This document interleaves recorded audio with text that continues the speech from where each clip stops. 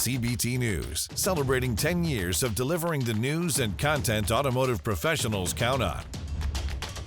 CBT News, 10 years strong. Subscribe today.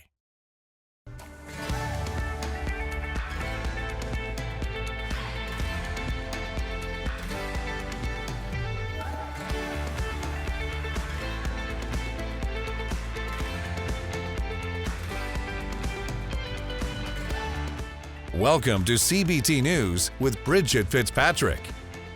Good morning, everyone. Welcome back to CBT News. I'm Bridget Fitzpatrick. Thank you so much for joining us. Here's Chris Riggins with today's top stories. Thanks, Bridget.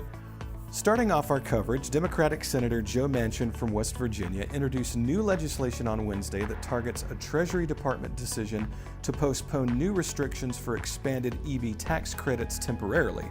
The proposal has a slim chance of passing. However, it highlights the ongoing tension between Manchin and the Biden administration. In a statement, the senator said, quote, "It is unacceptable that the U.S. Treasury has failed to issue updated guidance for the 30D electric vehicle tax credits and continues to make the full $7,500 credits available without meeting all of the clear requirements included in the Inflation Reduction Act," end quote. Next up, in the small town of Paris, Tennessee, EV manufacturer Rivian and solar energy company Clearloop have installed electric vehicle chargers powered by a nearby solar farm. The Waypoint's chargers, according to Rivian, are level 2 stations open to all EVs and are capable of supplying up to 1.5 kilowatts of electricity. The EV stalls are now open in 11 Tennessee state parks with plans for further expansion.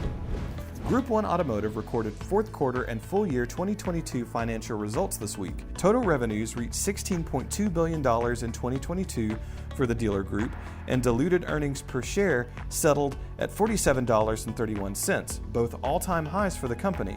In the fourth quarter, total revenues were $4.1 billion, a 16.6% increase from Q4 2021. Group 1 also acquired Mercedes-Benz and Sprinter franchises, which are expected to generate $200 million annually. Wrapping up our coverage, according to data from consumer credit reporting agency Transunion, leasing was down nearly 50% last July compared to January 2020. Only 25% of the 3.8 million consumers who ended a lease on a vehicle between July 2021 and June 2022 chose to lease again. Instead, those drivers have decided to finance a new car despite the higher monthly payments. Analysts say rising lease payments, inventory constraints, and increasing vehicle ages are to blame.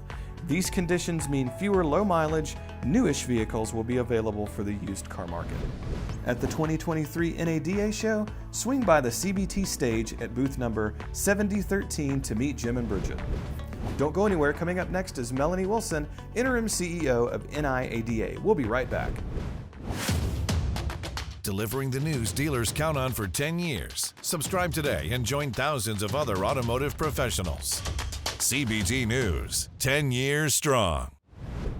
The National Independent Automobile Dealers Association has selected the first woman to lead the association in its 75-year history. Today on Inside Automotive, we're pleased to continue our conversation with Melanie Wilson, Interim CEO of NIADA, who discusses her role and vision for the association in the new year. Take a look. A friend of mine reminded me, he said, you know, there's all of these different ways now to buy a car, whether it be from your tablet or walk into a dealership or a vending machine or have it sent to your front door, whatever the case might be. He said it reminds me that, like, when you go to Target now, for instance, well, you can do it online and just pick up the package. They can bring it to your car. You can walk through the automated one where you check out yourself. Mm-hmm. You can go to a checkout person. So it's really providing an environment, I guess, in retail that allows you to serve the needs of all of the different types of customers in the way they wish to be served, right? People want options, right? Like we want to be able to choose what we want to do. And if I'm super busy, then I want that convenience at my fingertips. Mm-hmm. If I, want to go see people and have a conversation, then I want to be able to do that too. And car buying is no different. That's right. It's the nature of people. Yeah. You know, it's interesting. Over the years, I've got a number of friends that are your members, in fact, and they're independent used car dealers. And for so long, they would do anything to get a new car franchise. You know, many of them were, I'm a used car dealer, making great money. I take good care of my customers. I, really, run a strong organization. I hope to one day get a Toyota store or a Nissan store or Chevy or whatever.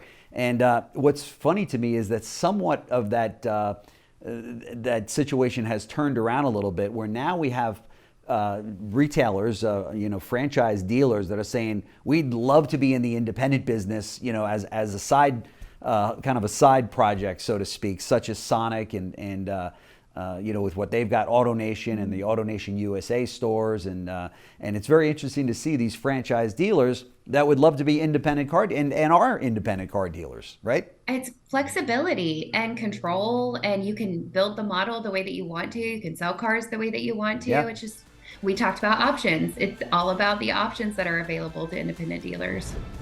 All right, be sure to watch this interview in its entirety right here at cbtnews.com. That wraps up our show for today, but be sure to follow us on TikTok, LinkedIn, Facebook, and Twitter. I'm Bridget Fitzpatrick. Thanks for watching, and have a great day. CBT News, your #1 resource for auto industry news and content.